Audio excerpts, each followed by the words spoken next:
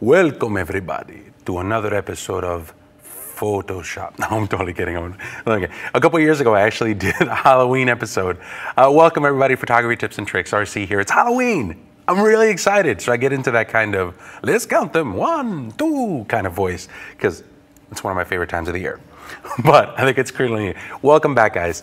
This is your show for anything tips, gear, inspiration, anything that you need to take it over to the next level. Remember, we are a part of kelbytraining.com. Go to kelbytraining.com to be able to see this. Now, I'm going to tell you guys right now, right off the bat, go to kelbytraining.com/unveil if you haven't done so already. We shot a class. I'm not going to tell you about it, but you're going to absolutely love it. It's Halloween. You're totally going to get into this. I think it's really, really cool. It's about HDR, but it's a little bit more than that. So make sure you take a look at those classes and anything else that you want for your photography over at kelbytraining.com. Now, I have a simple tip.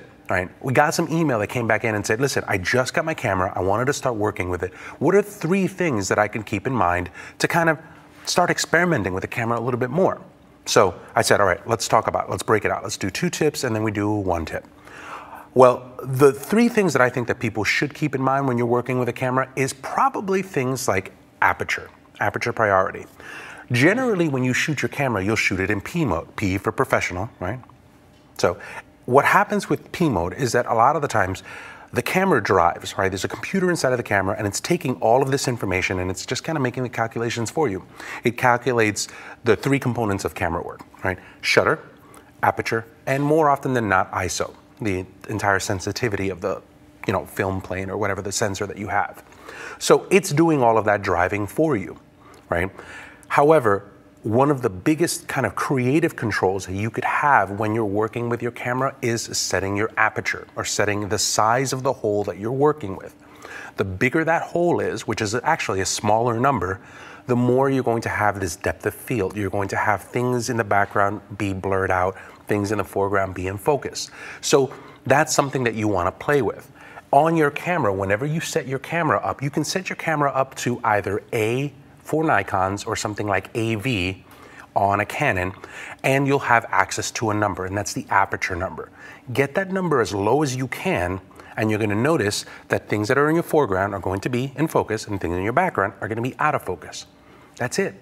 If you want that stuff to be all more in focus, get the number higher, which is going to take the hole and close it, and then you'll see more things in focus. You'll see less of that depth of field. So that's probably the first thing that you should keep in mind when you're working with that. The second thing is exposure compensation. Now, exposure compensation, simply put, is when you have your camera and you take your camera and you point it out to a scene and you look at the back of the camera. If I were to do this right now, right, my camera's set to, let's say, right now I'm going to set it to about 2.8. And what I'm going to do is I'm going to aim it right at my production person right here. Right? When I do that, I'll see that it gives me a reading. Right now, it's giving me a reading of about 60. So it's saying that, the computer's saying, I'm going to take this shot and I've calculated that the exposure that I'm working with is at 60th of a second at 2.8. That's going to give me a nice shot. That'll give you a shot for what I call the middle. Now, let's say that this is the shot that it took. So here's the shot and you're like, okay, I understand that. It's kind of good. But there are some creative things that I would like to do with this picture. Like, for example, this section that sits right here has a lot of color. This section that's right here is very, very blown out. So while the camera thought that this was generally a good idea to shoot for this exposure, I want to be able to override that control and I want to say, you know what, I know that this is what you think, but I need to have it a little bit darker. All right, I want it to be a little bit darker. And by how much is what you want to control. That's exposure compensation. Almost every Canon, Nikon, Fuji, anything has a dial usually that has a plus or a minus on it. You'll see that. It'll have a plus or a minus button on it. When you hold that down, you will see a dial that'll tell you how much do you want to do this. Plus 0.5, plus 1, plus 2. It doesn't really matter what it is. Just keep in mind that anytime that you put in plus, what it's going to do is it's going to make the scene brighter. The more plus you put in, the brighter it makes it. The more minus you put in, the darker it's going to make it. So in an instance like this, if I'm taking this shot and I say, you know, I kind of really wish that these colors were a little bit more saturated. I wish this wasn't as blown out. I would automatically, rather than try to figure out whatever calculation or exposure or whatever it is that I need, I'm setting aperture priority. I'm just gonna go hit that plus minus button and move the dial till it goes down to a minus something. And I take a shot. If it's not saturated enough or if it's not dark enough, I hold it down and I go minus a little bit more. And you continue to play with that. Now, in this case, this was one stop underexposed. You'll see that now, with this stop being underexposed, a lot of that color starts popping out, and you don't have this one section over here be all that blown out. So that might be something that might work for me. And at that point, I would look at the face and I would go, well, his face doesn't necessarily look too bright. That's maybe something that I could handle in post. But those two things right there, how you set your aperture, controlling how much blur you have between your foreground and your background elements, and then how you set your exposure compensation could be two things that'll instantly take your work to the next level from a photographic standpoint. If you want to see more of this kind of stuff, I have a class on exposure right on Kelby Training. Go to kelbytraining.com and we go into more detail of how to be able to do all of this stuff on your individual camera. Let's take a quick break. When we come back, we'll talk about the one piece of equipment that I think is absolutely essential, as well as the contest and the website to watch. Stick around.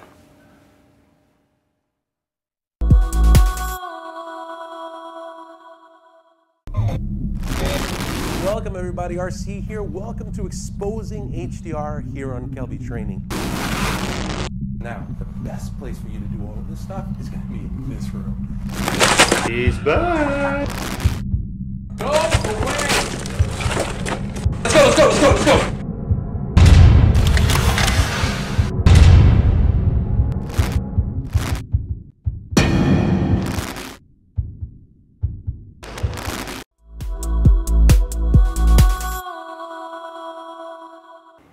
Welcome back everybody, RC here for Photography Tips and Tricks. Now, we talked a little bit about using your aperture and we talked a little bit about exposure compensation.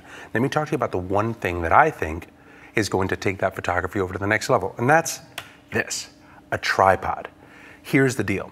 Whenever you start overexposing or underexposing, right? Let's just say that you go outside and you take a picture at night and everything looks really dark. And you need to take that picture and you need to make it brighter. As you make it brighter, that shutter speed is going to start getting slower and slower and slower. The best way for you to be able to control the lack of blur when you're doing that stuff is to make sure you don't have your camera wobbling all over the place. So any shutter speed that starts getting under 60th of a second, a 50th of a second, a 40th of a second, you absolutely, positively need to take the camera and stick it on a tripod. If you do not do this, this will not happen, right? You will not be able to take a shot. So having it on a tripod will be essential for getting that great shot. You want to make sure that you don't touch this, right? Don't touch it, don't move it. The best way for you to do that is switch your modes. Every camera has a timer mode. So once you get everything all set up, what you do is you set yourself up, switch over to the timer, hit the timer. That gives you plenty of time to get your hands off of the camera and be able to make the shot. So you want to make sure that the first investment that you make when you have a camera is to get a tripod. And there's tripods of different shapes and sizes and prices and things like that. A lot of people these days are using this Me Photo tripod, right? It comes in different colors, does a bunch of different things, and it's pretty reasonably priced. So this could be something that you can use to kind of get yourself up and running. For me, I'm using this tripod, the Really Right Stuff TQC 14 tripod with a BH30 head. This is a pro level tripod. I've beat it into the ground. I've had it in water, in snow. It's been up to here in water with me. Haven't done much of anything with it. I tend to be really, really hard on my gear. So I wanted to get something that could be banged pretty hard, as well as something that could fold into a suitcase. So a lot of the times I'm doing a lot of travel work and you don't really think about this, right, when you're on the road, but the tripod is only really as good as your ability to be able to carry it. So in this case, to have something that's this strong, it's carbon fiber, it's relatively light, but to be able to do this, right, and the length of this thing right here, top to bottom, fits perfectly in a rollerboard. So this right here can go into my carry-on suitcase straight down. So now I don't have any excuse. I can just sit there and go, this is the tripod I want to work with, this is what I want to do, and I can beat it into the ground. But there's tons of different options. The most important takeaway with this is get one, have one, find one that's going to work for you. That's going to take it to the next level. Now, we have a Peachbit ebook deal. This is what I want you to do. I want you to go to peachbit.com/KelbyTV. I want you to put in the code KelbyTV. You're going to get 40% off of the Lightroom Photoshop, the Adobe Photoshop Lightroom 5 Classroom in a Book by Adobe Press. So if you want this as an ebook and you want 40% off of it, that's the place to do it. Make sure that you go to peachbit.com/KelbyTV and enter in the code KelbyTV. Now, contest time. What do we want to do? Go to the Photography Tips and Tricks website, go to this episode. Make sure that it's the most current episode. Once you find the most current episode, scroll down to the bottom, leave a name, leave an email, leave a website, tell us a comment, tell us what you like, tell us what you don't like, tell us what you want to see on the show. This is your show. One of you guys is going to win this book, Light Right, Learn How to Create Images, Set Up a Studio, and Launch Your Photography Career by Joe Levine.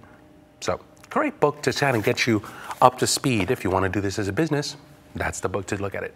Now, thanks guys for stopping by.